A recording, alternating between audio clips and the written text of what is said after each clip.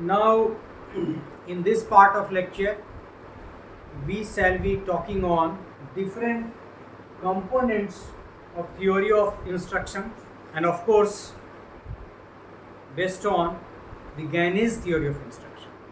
So we can say the components of Gaines theory of instruction, and there are three parts.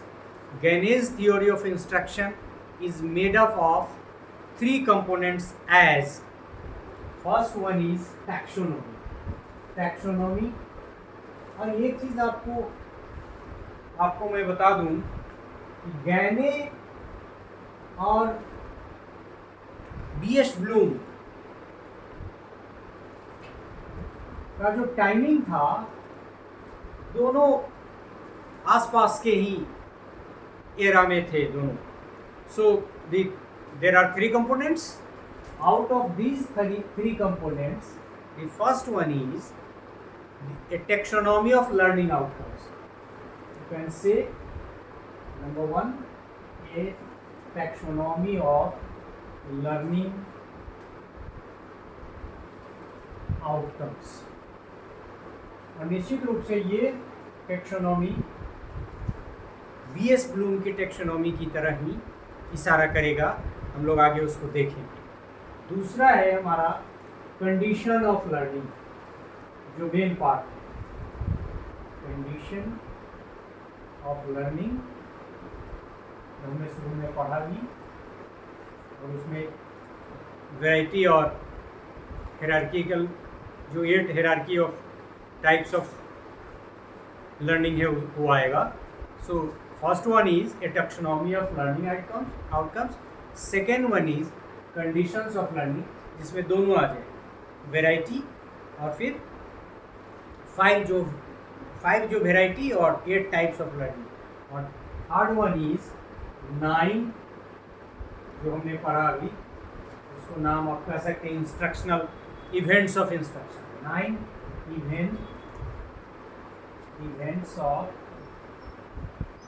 Events of instruction.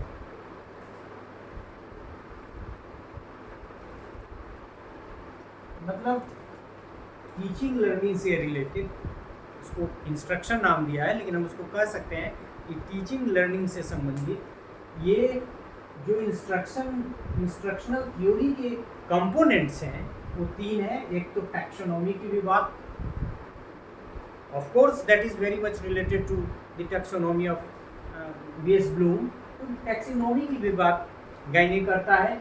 दूसरा conditions of learning, जिसमें different sources में आप देखेंगे तो दोनों को ऐड कर दिया है, 5 वेराइटीज़ को और 8 टाइप्स. सब्सिक्वेंटली थोड़ा डिफरेंस भी है उसमें. और फिर ये 9 इवेंट्स ऑफ इंस्ट्रक्शन. ये सारी चीज़ें हम पढ़ चुके हैं. ये 2 पार्ट, उसको सिर्फ हम रिपीट कर देंगे. पहले पार्ट पे हम लोग थोड़ी सी बात करेंगे. So taxonomy of learning outcomes are as, इनके अनुसार कौन कौन है. ये पहला वाला, इसका जो पार्ट है, ये पहला क्या है इनका, कॉग्निटिव डोमेन. इनका है cognitive domain, and of course it is very much related to the cognitive domain of B S Bloom. Cognitive strategies, intellectual skills and verbal informations etc. are there in the cognitive domain of Gaine. Second one इस इनका जो है इसका part में taxonomy में. दूसरा, ये effective इन्होंने नहीं डाला है, ये यहाँ एटीट्यूड ही डाल रहे हैं, एटीट्यूड डोमेन. और अभी कुछ देर पहले हम लोगों ने एटीट्यूड को डिफाइन किया. मतलब एटीट्यूड इंटरेस्ट भी है, फ्रीडम फ्रॉम फियर भी है, मोटिवेशन भी है, इंजॉयमेंट भी है. So attitude is a comprehensive word. यहाँ एटीट्यूड टुवार्ड्स पर्सन, प्रोसेस और प्रोजेक्ट जो हम ये ऑब्जेक्ट जो हमने शुरू में डिफाइन किया कुछ देर पहले, an internal state of an individual. और ये एटीट्यूड प्रभावित करता है लर्निंग. मान लीजिए कि कोई बच्चा फेवरेबल एटीट्यूड नहीं रखता है किसी कंसेप्ट के प्रति, किसी कंटेंट के प्रति, तो उसके अचीवमेंट को भी प्रभावित करती है, उसको ठीक से नहीं पढ़ पाता। तो फेवरेबल एटीट्यूड का होना भी जरूरी है इंस्ट्रक्शन में, और इस मतलब इंस्ट्रक्शन के ऑब्जेक्टिव में, और इसकी तरफ गाइने भी इशारा कर रहा है। और तीसरा भी बिल्कुल ब्लूम की तरह है, psychomotor. So psychomotor skill that is also very much related to all the act and activities being governed by our muscular strength। उन सारी क्रियाएं,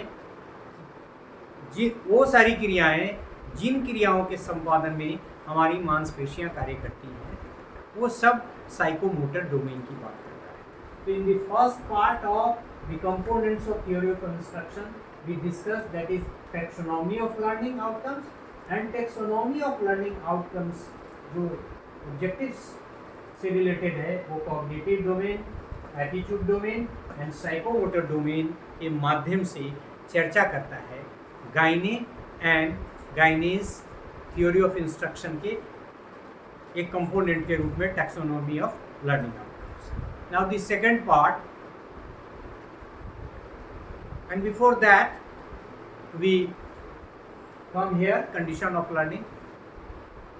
I have already told that in conditions of learning, somewhere in some text, in some literature, you will find 8 types of learning, and somewhere it has been given in terms of 5 varieties जो हम लोगों ने पढ़ा।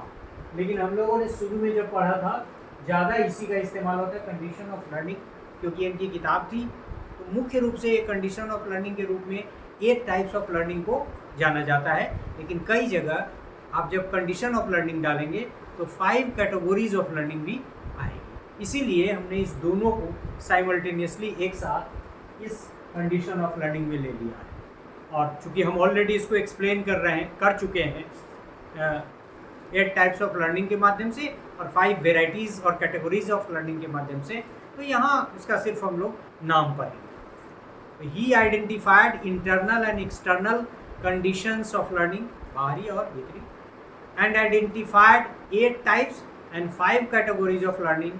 Sources do consider these types and categories as conditions of learning। मतलब कुछ source आपको बताएगा condition of learning में सिर्फ 8 टाइप्स को, कुछ बताएगा 5 कैटेगरीज को, और कुछ जगह ऐसा भी आपको मिल सकता है कि कैटेगरीज में 8 टाइप्स और 5 कैटेगरीज को भी ले लिया है। तो आप समझ लें कि हम यहाँ कैटेगरी के रूप में दोनों को डिस्कस कर रहे हैं, 8 टाइप्स ऑफ लर्निंग और 5 वेराइटीज़ ऑफ लर्निंग, जो हम लोगों ने अपने पिछले लेक्चर में, इसी लेक्चर के पिछले पार्ट्स में किया। तो टाइप्स ऑफ कंडीशंस में यदि हम 8 टाइप्स लें तो कौन कौन थे हमारे? सिग्नल, जिसको हमने सिग्नल लर्निंग कहा, stimulus response learning, चेनिंग learning, verbal association learning, discrimination learning, जिसको हम लोगों ने वहाँ मल्टीपल डिस्क्रिमिनेशन भी लिखा था, concept learning, rule learning and problem solving. So conditions of learning as 8 types of learning, वही सिग्नल से लेके प्रॉब्लम सॉल्विंग तक। And if we talk in terms of the categories as conditions, then it is verbal information skill, intellectual skill, motor skill, attitudes and cognitive strategy. So in this part we shall be discussing 8 types of learning and 5 varieties of learning.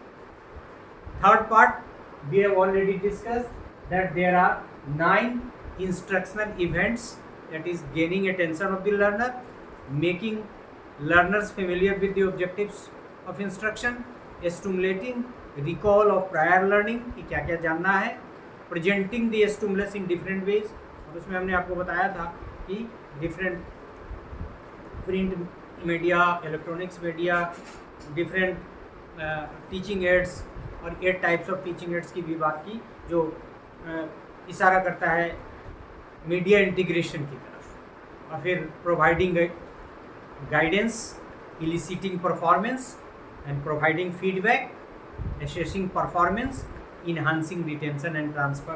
तो 9 events को भी हम लोग discuss कर चुके हैं। एक तरह से हम ये भी कह सकते हैं कि the main contribution for the instruction, for the teaching and learning of गैने is in terms of identification of taxonomy of learning outcomes, conditions of learning, and 9 events of learning. So, taxonomy, 8 types of learning, 5 varieties of learning, and 9 events of instruction are the main contribution of Gaine, through which the learning views of Gaine is being governed, and this is also known as the components of theory of instruction. So we have already discussed these 3 parts. Now we shall be talking on Gaine and instructional functions of teachers.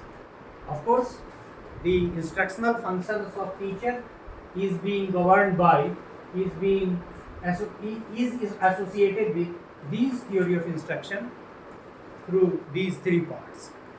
According to Gaine, following are the instructional functions of teacher. पहला, presenting stimulus, right? मतलब stimulus का मतलब ही कोई भी object जिससे learn कर सके. Increasing learner attention भी हमने बताया. Helping the learners recall what he has previously learn. Providing conditions that will evoke the particular performance, तो उसकी तरफ ले जाने, उस परफॉर्मेंस की तरफ ले जाने की तरफ इशारा कर रहा है. Determining the sequence of learning, मतलब पहले कौन बाद में कौन, इस क्रम का ध्यान रखना. एंड और उसी में वो भी आपका इन्वॉल्व हो गया टाइप्स ऑफ लर्निंग, क्योंकि प्रॉब्लम सॉल्विंग तक ऑल ऑफ ए सडन हम नहीं पहुंच सकते हैं. बहुत सारे फेज को पहुंच के हम प्रॉब्लम सॉल्विंग, क्योंकि हमने देखा कि बहुत रूल की जानकारी के आधार पे ही हम प्रॉब्लम को सॉल्व करते हैं. And promoting and guiding the learning. So in the instructional functions of teacher, that is also the part of, that is on the basis of this, the theory of instruction, Gaine suggests to present a stimulus before the learner, increase the learner's attention, help the learners to recall what he has previously learned, provide conditions that will evoke the particular performance. मतलब किस तरह का task कराना है तो कैसे कर पाएगा, इसकी तरफ इशारा है. Determining the sequence of learning, पहले कौन बाद में कौन, and last promoting and guiding the learning. So these are some points, and these 3 points, and the Gaine and instructional functions of teacher are the basis on the basis of which, are the base on the basis of which we can discuss the educational implication of Gaine's view of learning.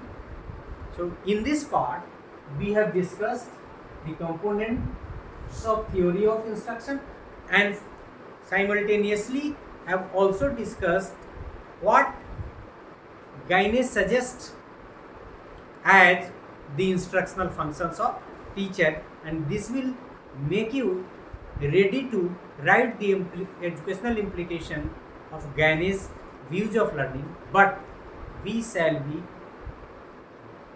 discussing the educational implication of this theory in the next part in detail. For this part, based on the instructional view of Gaine, the instructional functions of teacher as per Gaine, the lecture is completed of this part. Thank you very much.